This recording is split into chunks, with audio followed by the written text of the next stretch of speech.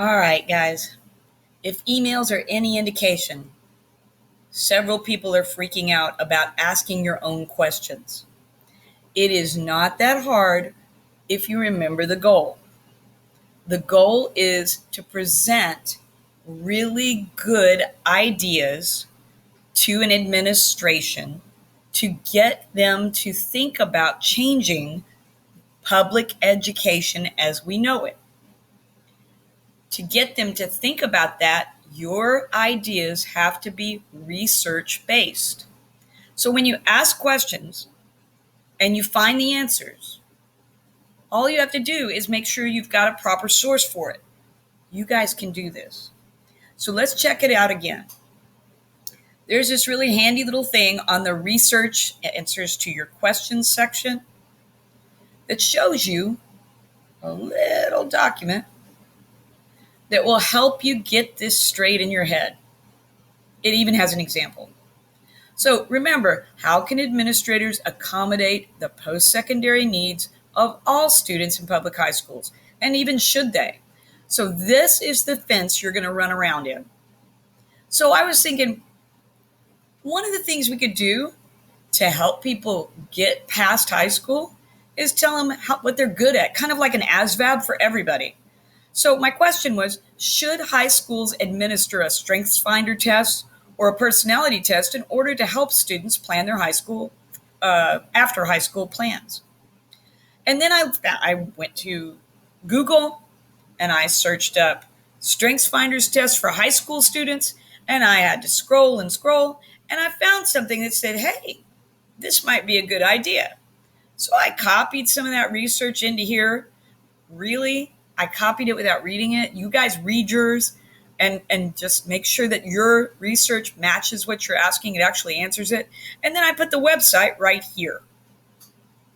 That's all I did.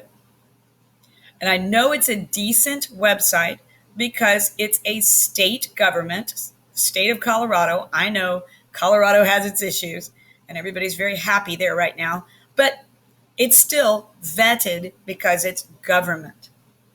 So we're good. This article can be presented to the grown-ups to give them an idea of how to improve things for kids for their post-secondary goals. So now you ask questions. Ask things like, would it be better to offer vocational training or not? Ask questions like, how do schools that have vocational training, are they any more successful? Are the kids any more successful than they are here? Think and ask questions. And then find answers. When you find answers, check the website. Remember, org is acceptable. .org is acceptable. .com is usually not. EDU is definitely acceptable. And so one thing you can do at the beginning of all your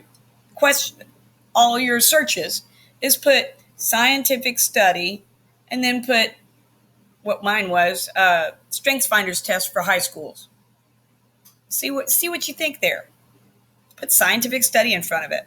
And now I'm going to show you a way to Google really efficiently, because I've had more people tell me, I Googled and I can't find stuff. That's okay. It takes practice to Google well. So we're going to go back to Schoology,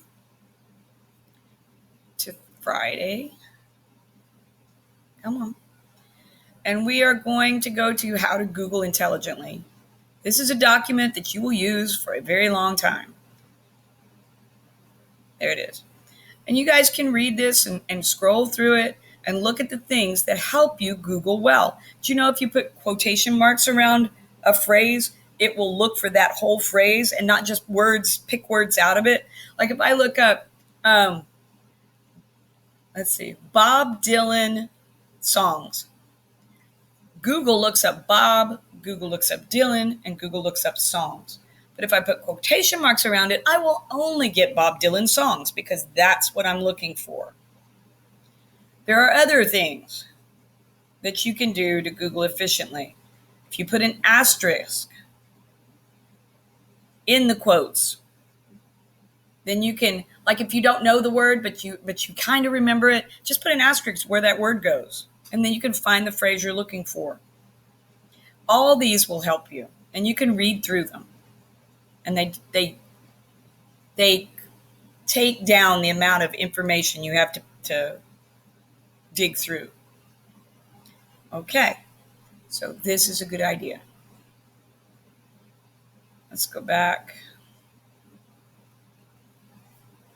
to Friday. So far, all we've got is questions on a Jamboard that you took a picture of, and then you're researching the answers.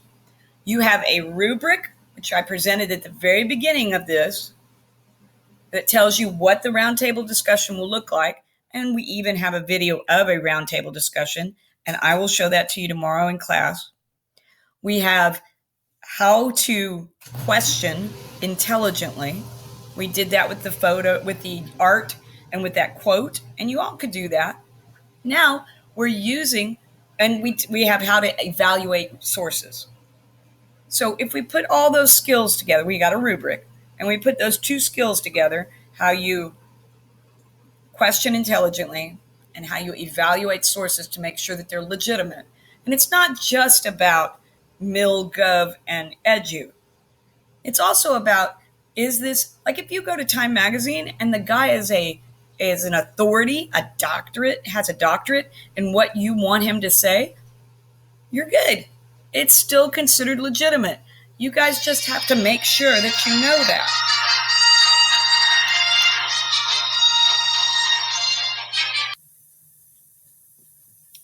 So that's it. All you have to do is pick about 5 questions out of your own brain and research them to be able to present ideas to people that are in charge of things. That's all you have to do.